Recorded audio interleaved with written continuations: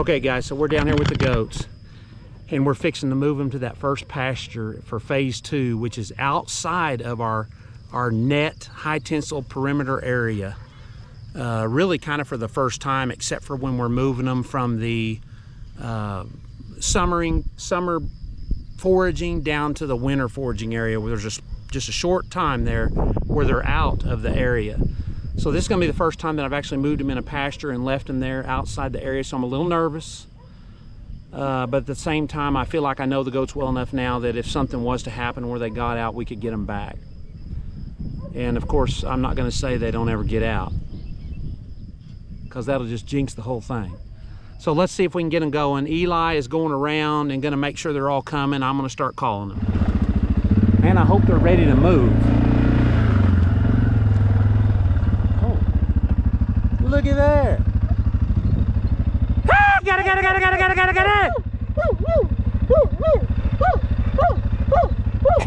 I'm anxious to see what they're going to do with these seedlings. Well, I know what they're going to do. I'm just wanting to know how much they're going to do.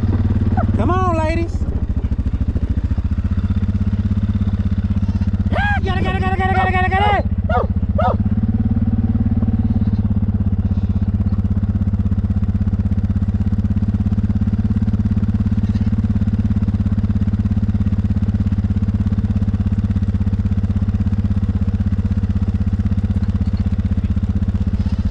We may put them through this gate and never see them again.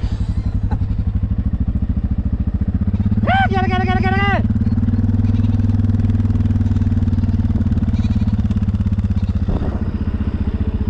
Makeshift gate.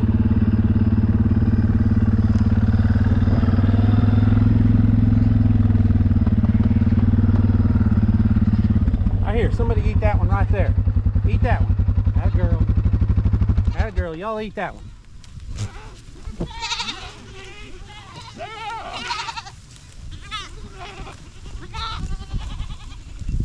That's my girls. That's my girls.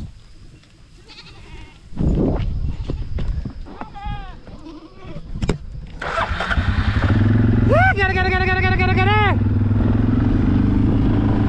Oh, they gonna love this. There's another one they'll get right there.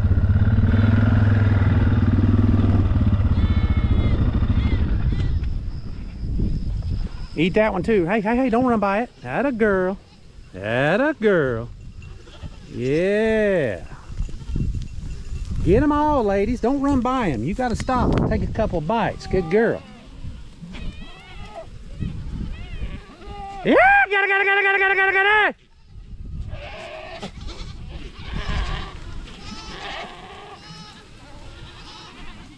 So this is the first time that the goats have been in this pasture since we've had goats. So they're like jackpot. 1, 2, 3, 4, 5, 6, or 7. They love it, guys. You got a locust tree problem. There's your answer right there. And guess what? It also will generate some income. Wow. I cannot wait to see what it looks like in here after they're done. Now, I'm sure they're not going to eat every single leaf. Let me just say, I'd be surprised if they did.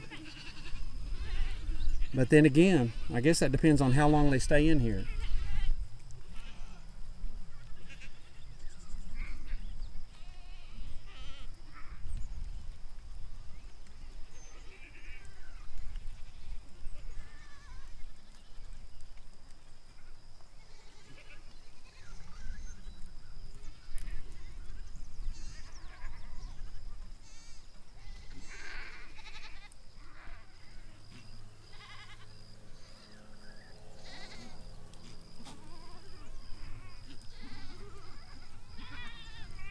Let's get to work.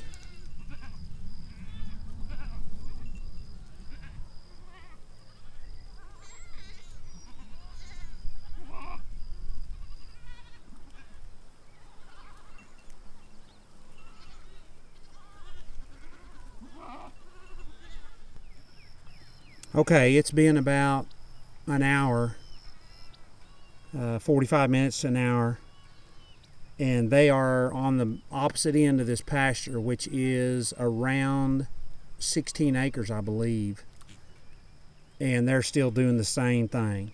They're just going from locust to locust to locust.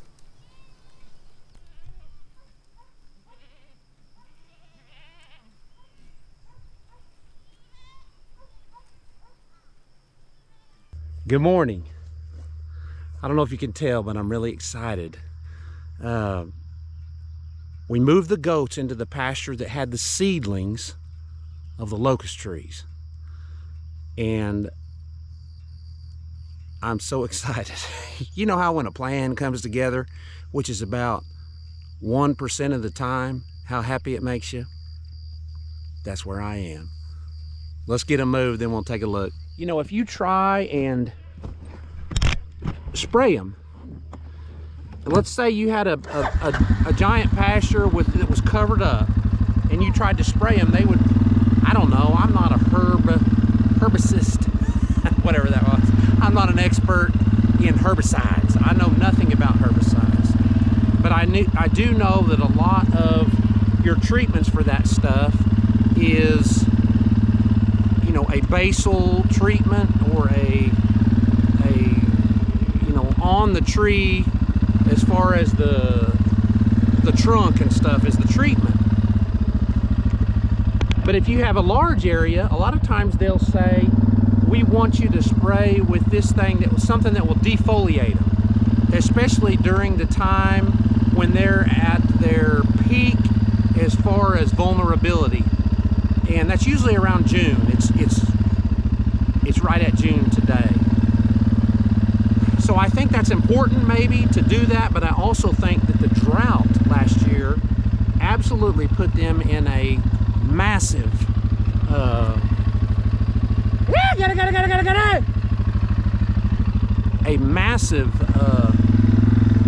spot in their lives to be vulnerable. I mean, major vulnerable.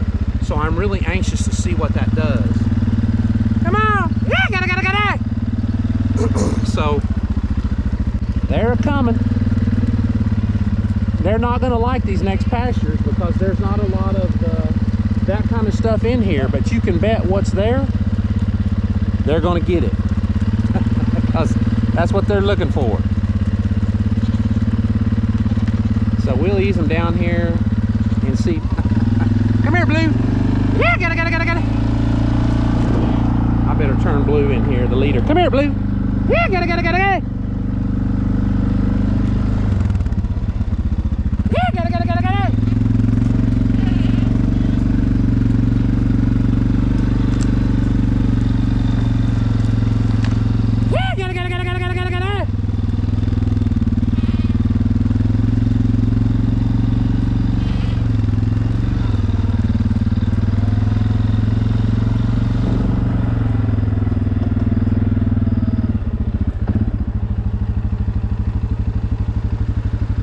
So you can see right through here, and this is how it is all over the pasture.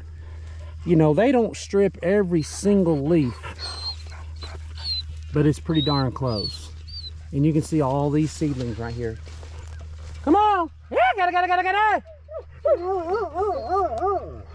They've just absolutely hammered them.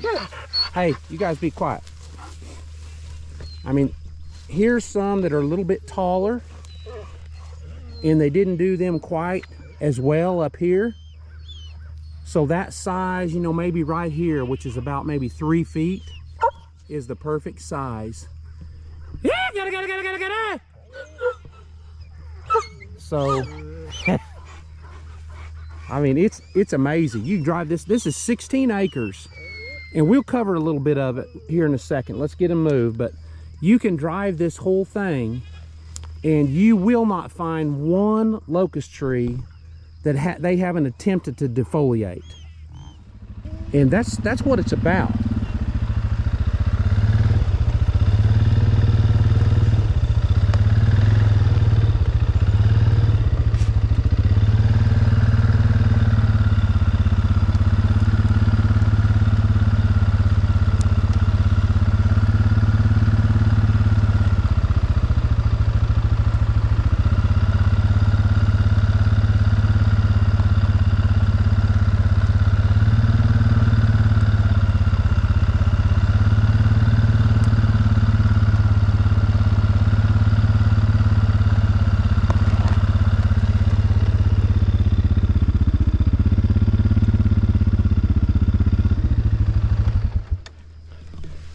This is a pasture that we've been rotating through with the goats. You can see there's very few. There's some pecan seedlings, and you just don't see very many of the other ones. So they're gonna do their job on these, and then I don't know, I may just go ahead and move them way early. I'd like to see them browse on some of these weeds right here, like that she's getting right there. But I am really excited about what they're doing with respect to brush control. Now, I've said before, I really don't want to kill all the brush because, you know, we do have wildlife here, and I want the deer to be able to have stuff to eat also. Hello there. So I will have to make a management decision on how long to leave and all that kind of stuff.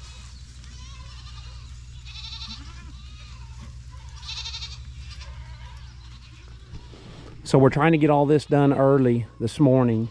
Eli is over running the skid steer, which is his first time to run a skid steer. I always enjoy you know, letting an intern, which Eli is a different kind of intern. He's actually my nephew. I don't know if I said that or not, but I asked him, I said, have you ever ran a skid steer? And he said, no. And I said, do you want to? He said, yeah. So I've got him over there cutting some trees out where we can kind of do some of our next fences. And see, they're still in, the goats are still in that mode. They're in that mode of brush. Love it. Love it. I would like to keep them in brush as long as they're really in that mode. And some might say they're always in that mode. Well, they may be, but I sure haven't observed that. Now they're in it right now. So we'll see. They're still coming. I'm anxious. I'm excited about how they're moving in here. They're having to kind of come this way and go through a gate and turn back on themselves this way. And if that was cattle, as they went through the gate and came this way, cattle that were on that far fence, they would start going back. Goats are smarter. Hey, don't believe me, get some. You'll learn what a smart animal's like. Yeah, gotta. You guys liking that? Oh yeah. We're trying to beat the storm. There's another weather system coming in. It's supposed to be here around 10. So we're starting at about 6:30 now in the mornings because it's getting a little warmer, a little more humid, and so it's a little, if you're doing a lot of physical labor, it's a little easier to kind of get started early, and then we'll knock off early so we're not out in the middle of the heat. But so we're trying to get all this done before that hits, kind of get them situated. And I've got a little bit of an issue I'll show you that I've had to deal with respect to coming into this pasture, but it has to do with the water gap, and it's kind of an interesting deal, but I'll show you here in a minute. If you look out across here, you can see that all that brown that you kind of see in that brush, those were leaves. There were leaves on those little trees and that other brush that's down low enough for the goats before we moved in here. And so now you can just see that they've just, like I said, they've defoliated it, which is what we were hoping they would do. Now, I'm not convinced that one treatment, you can kind of see that brush, that brown line, that's the seedlings. I'm not convinced that one treatment is going to kill them, but it's going to set them back. And so when they do decide to push out some more leaves, hopefully this year in about 60 days maybe, we'll be here and we will be ready to address that situation. So I'm really excited about that. It's just one of the small things sometimes are what makes you really excited. And you know, we don't use herbicides, or I'm not saying anybody can't use herbicides. Man, they work great. don't do it because I'm saying we don't. We don't want to spray anything that might be detrimental to the soil or the environment. We want to try to promote life to a certain extent. Now, you see me talking about these locust trees and these seedlings, and that's because too much, in my opinion, of any one thing might need to be addressed. It's totally dependent on your management and what you need. You know, for us, we really like diversity. So we want some locust trees. You'll notice there's some big locust trees still in here. And we'll probably come in with the skid steer at some point and thin some more, because that's a way that I think we can control them pretty well with follow up with the goats. You know, the seedlings are going to come back, but the goats, they love handling that. So that's kind of our long-term plan. And if you've ever watched any video of us driving around on the ranch, we have got lots of locust trees. Hence, we need lots of goats.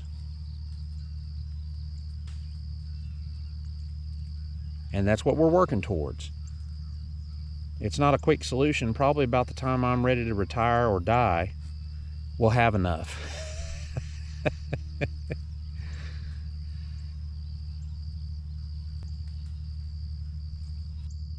Anyway, it's working well so far. I was happy I was able to kind of share this with some of y'all, because I don't know, some people may be battling locust trees and brush like we do constantly. And that's what the goats are made for. And it doesn't mean that just because you have big old giant trees, you can't utilize them. You may have to do some mechanical treatment to start. Cut them down and burn them, and then follow up with the goats. And that may just work well for you. Sounds like a business opportunity to me. So here's the deal with the water gap. The oil companies put this thing together probably 15 to 20 years ago. And they put one 6-foot culvert in, and then they put a bunch of screenings on top of it, covered with cement down both sides. There. And then the same on this side.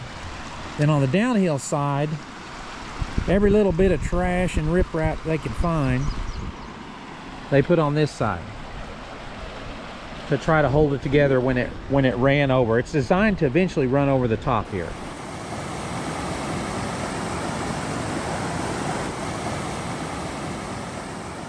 Well, what Riley, he's one of the pumpers, what he started noticing was when the creek was running pretty good, water was running out right way up here. And then it was running in somewhere right in there, down through there. It wasn't all going through the tube. So they shined a light back in there and they saw space. They weren't sure how much, but they saw a bunch of space. So they came in here and they cut holes in this thing. And they looked down in there, and it was completely, had caverned itself out on both sides of this big culvert. So there was no cement around the culvert at all. So this cement was about 6 inches thick, and it was carrying the load of those tank trucks with all that heavy water and heavy oil and all that junk that they get out of here. And it was not collapsing, which was amazing. So they started to fix it, And they're gonna have to dam this up to fix it, so which means they need the creek to go back down. It was down when they started, but then we started getting rain, and so now it's kind of on halt. But what that's done is I had to pull my fencing out for my livestock. So those wires are back over there, and on this side they're back over here. So I waited as long as I could. Then I had to move the goats into this pasture here, so I just put this temporary up for them. So we're waiting on them. They're going to try to basically do the same thing. They came back in here with some 10-inch riprap, and they put as much of it in there as they could physically get in there, which was a bunch. They did it all by hand. And then they're going to pour cement. They're just going to fill it up, both sides.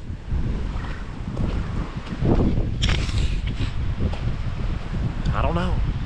They're the engineers. We'll just see how it works.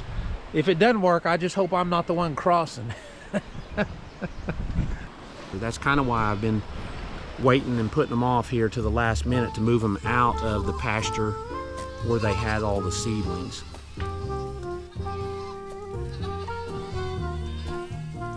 All right, guys, thanks for watching. Hope you got something out of it. Let us know if you have anything to add or any questions. We'll do our best. Thanks again. Bye.